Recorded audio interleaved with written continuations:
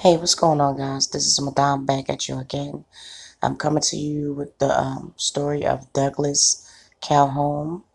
Um, he is a veteran, well, he was a veteran, and he was murdered, apparently. So I'm going to play a number of clips, and then I'll come back with my commentary.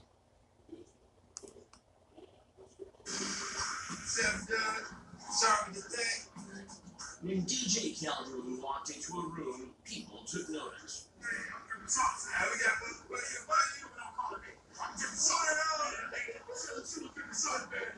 He was always the life of the party. Even if you're given something where he wasn't invited, he's there. But DJ was always invited, and for a very good reason. There's not reason to vote. Dana Phillips says her younger brother could turn any ordinary meal into something extraordinary. He's one of the guys who, if there was no salad dressing in the house, or if there was no special sauce of some sort, he would make it up. After serving his country as a U.S. Marine, he was very proud to be a Marine. DJ returned home and started serving up his delicious cuisine. Before I knew it, DJ had become Chef Doug. Chef Doug's catering company was red hot. His food famous throughout Detroit and beyond.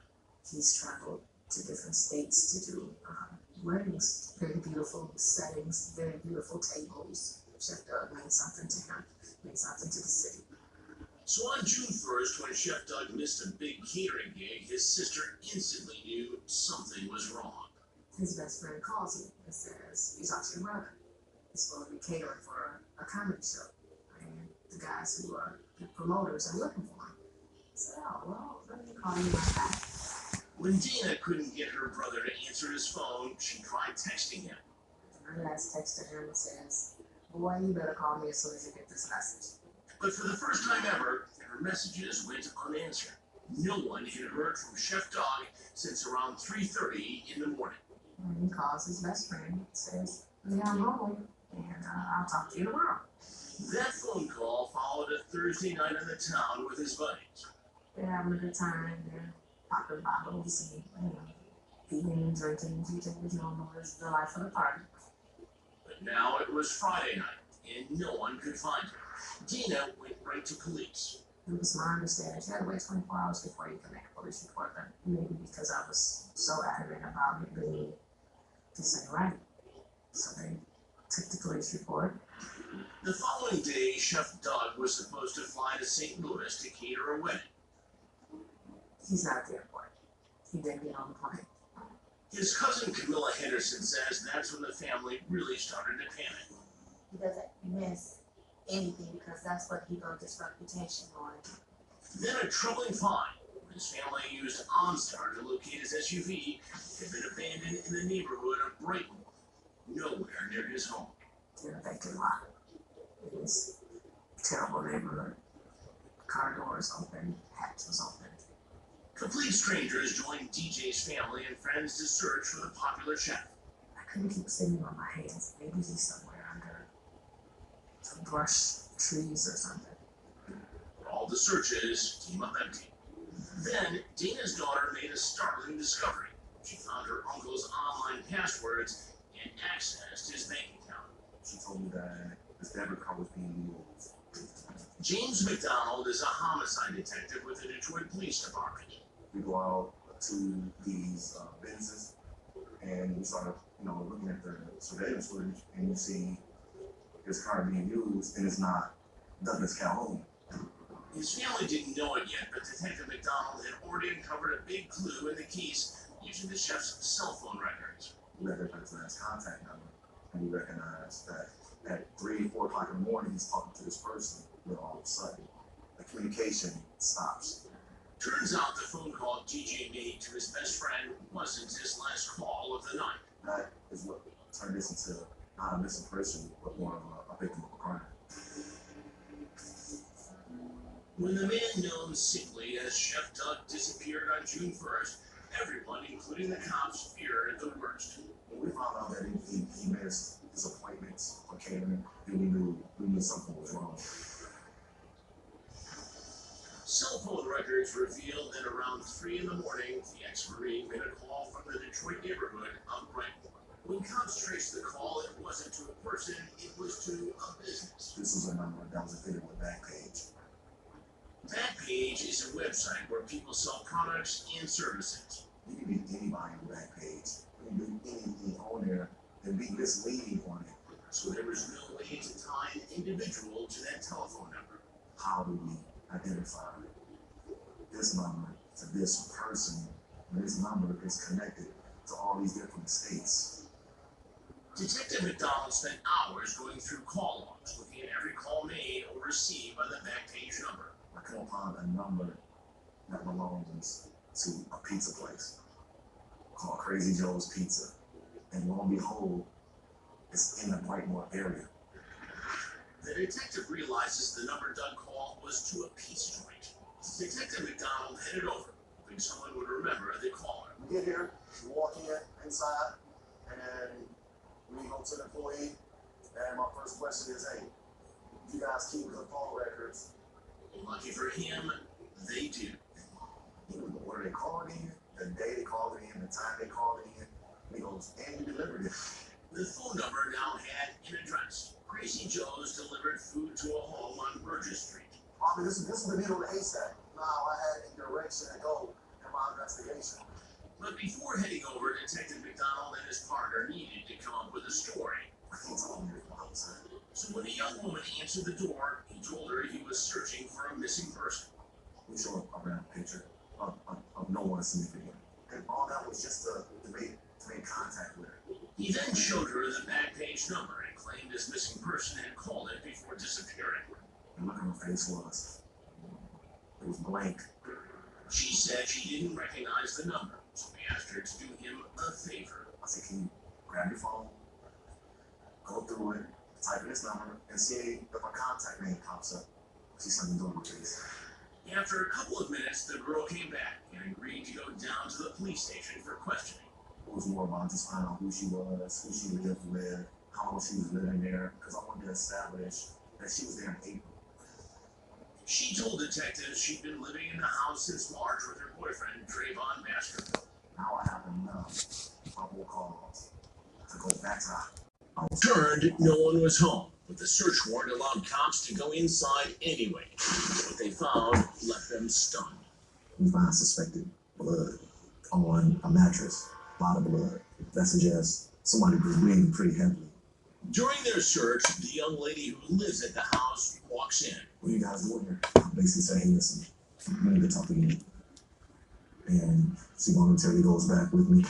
After about 7 hours, she admitted that Chef Doug was at the house on the morning of June 1st. She also said he didn't make it out alive. She tells us, you might want to check into my boyfriend, Trayvon Baskerville.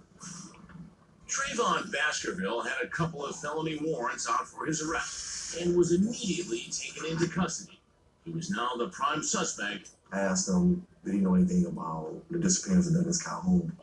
And his answer was like, no, I don't know what you're talking about.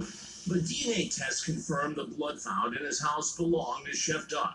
Cops knew who could help them find the body. You already told me he died in that house. Where's his body? In exchange for immunity, Trayvon's girlfriend agreed to tell them everything. We decided just to put her in her car, and we kind of said, hey, take us to where Douglas Calhoun is at. She identified the garage and said, hey, he's going to be in a trash can in the back of the garage. Right where she said it was at, it was there. In all his years investigating homicides, Detective McDonald says he never seen something so callous. It was just mind-boggling how someone, a human, can take another human, put him in a trash can, roll him to a vacant garage, and just leave him there. Can't imagine why anyone would do this horrendous thing to my cousin. And when Chef Doug's family learned the reason why he had been killed, they were in utter disbelief. He wanted to do it without his cousin. He being Doug? Yeah. Trayvon's girlfriend claims the chef agreed to pay her $50 for oral sex, but then wanted more. And what did you do at that point? told him no. She says he then asked for his money back, and that's when Trayvon came out with a gun. Them two started going back and forth. What does back and forth mean? Like they was arguing back and forth about the money. When Chef Doug asked Trayvon to step outside, she says her boyfriend shot him in the back. Afterwards, they both hit the body. Where does Trey put the body? Into the dumpsters. Okay. Do you help him do that? Yes. Why?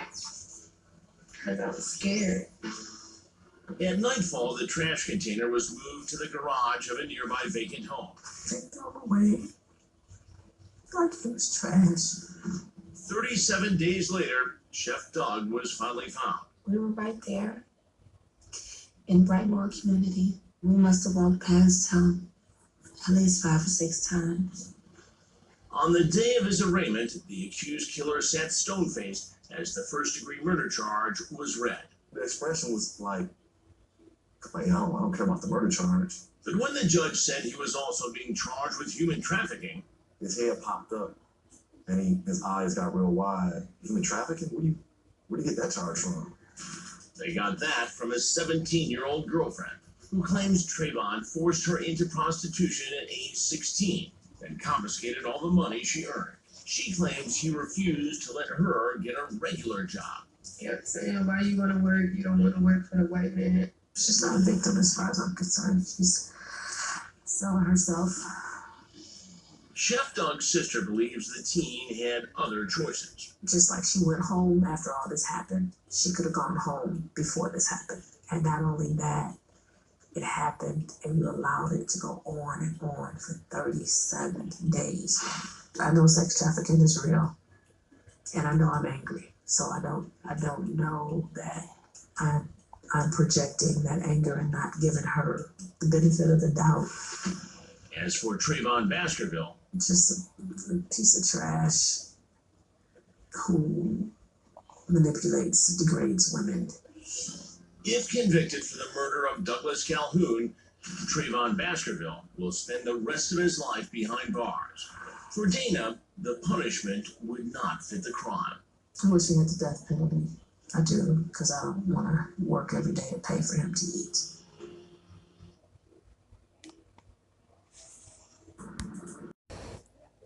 Okay, so you just heard the story of Douglas Calhoun, Marine veteran, came home, was really popular, had a catering business, and he was murdered by a 17-year-old Backpage worker by her boyfriend over dispute for money. This will be the conclusion in the sentencing. If you're interested in knowing what happened at the young man was caught and he was sentenced. Man learning his sentence after being found guilty of human trafficking and murder. Trayvon Baskerville was charged with the murder of Douglas Calhoun, also known as Chef Doug, and the human trafficking of a 17-year-old girl who was just 16 at the time of the crime. Calhoun was killed last year, and the human trafficking dates back to 2016. Local 4's Nick Monticelli was in court for us today. And Nick, what did you learn? Well, so his sentence is one of the longest ones that I have ever seen come out of this courthouse, Evron. 120 years for second-degree murder and that human trafficking charge. Let's back up a little bit to bring you up to speed. So Trayvon Baskerville, as we now know, found guilty by a jury against second-degree murder and human trafficking. The judge agreed to that consecutive sentencing, meaning he essentially got that life sentence of 120 years. All of this happened in June of last year. It started with that 16-year-old girl. Baskerville was found guilty of trafficking. The girl testifying to Baskerville would set up sexual appointments on Backpage, and then Doug Calhoun, the victim, went to Baskerville's home for one of those appointments. There was an argument, though, when Calhoun was shot and killed. His body was dumped inside of a dumpster inside of a vacant home. For over a month, Calhoun's family searched for him. Eventually, the 16-year-old led police to his body after they tracked her down, and then Baskerville was arrested for the murder. The defense argues that teen was a willing participant, even saying there was evidence of 2 guns. Regardless, she got immunity for her testimony, and Chef Doug's family is far from healing. For 37 days, we cried in anguish as we hoped for his return. For 37 days, this animal, Baskerville, knew full well where he discarded my brother's lifeless body. A man shot and he's killed, and then you take him and put him away like a piece of trash to rot. Someone who valiantly, you didn't know it at the time, served our country as a military veteran, and then he has to die like this. Now, there was so much more said inside of the courtroom. Actually, even that 17-year-old girl, the victim who was involved in human trafficking, she spoke as well. You're going to hear from her coming up on Local 4 News at 5 o'clock. We are live at the Frank Murphy Hall of Justice. Okay, so that was the conclusion of the murder case of Douglas Calhoun. A very sad and tragic story. Something that could have been prevented. Something that was not worth losing his life over. I would be very interested to find out your opinion. Please sound off in the comments. I do reply to all comments. Thank you for watching my video, and take care.